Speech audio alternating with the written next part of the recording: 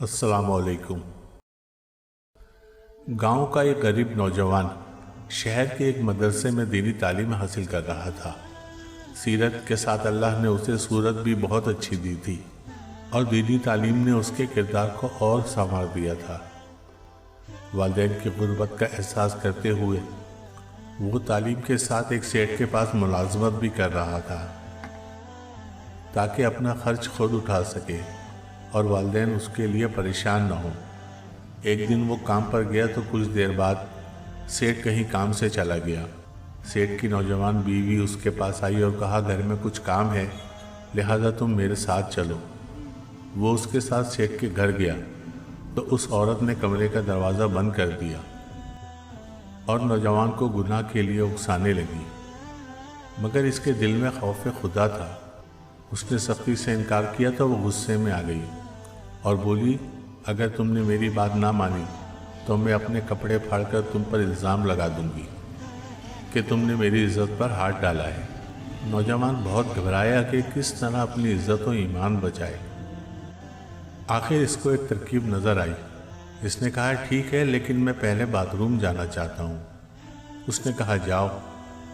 وہ bath room میں گیا اور ساری گندگی اپنے کپڑوں پر مل لی اور باہر نکل آیا۔ اس عورت نے جب اس کی یہ حالت دیکھی تو بدبو کی وجہ سے اپنی ناک پر ہاتھ رکھ کر اس کو بولی، یہاں سے دفع ہو جاؤ۔ یہ چھپتا چھپاتا کسی طرح مدرسے میں بنے غسل خانے پہنچا۔ چونکہ کلاس کا وقت تھا، غنیمت تھی کہ وہاں کوئی موجود نہیں تھا۔ وہ غسل خانے میں گھس گیا اور 3 بار اچھی طرح نہایا کہ بدبو باقی نہ رہے۔ دوسرے کپڑے بدلے اور کلاس میں بھاگا۔ پہلے ہی دیر ہو چکی تھی۔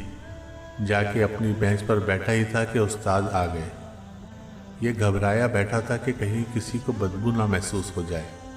استاد نے تعلیم دینا شروع کی، لیکن استاد بھی بہت بڑے عالم، متقی اور پرہیزگار اللہ والے تھے۔ اچانک بولے، یہ جنت کی خوشبو کس کے پاس سے آ رہی ہے؟ نوجوان پہلے ہی گھبرایا ہوا تھا۔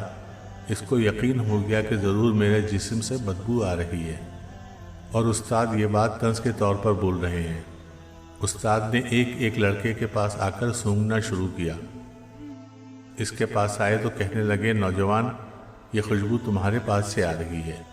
وہ اس کو کلاس سے باہر الگ جگہ لے کر گئے اور پوچھنے لگے، مجھے بتاؤ کہ آج تم نے کون سا ایسا کام کیا ہے کہ اللہ نے تمہارے جسم کو جنت کی خوشبو سے آراستہ کیا؟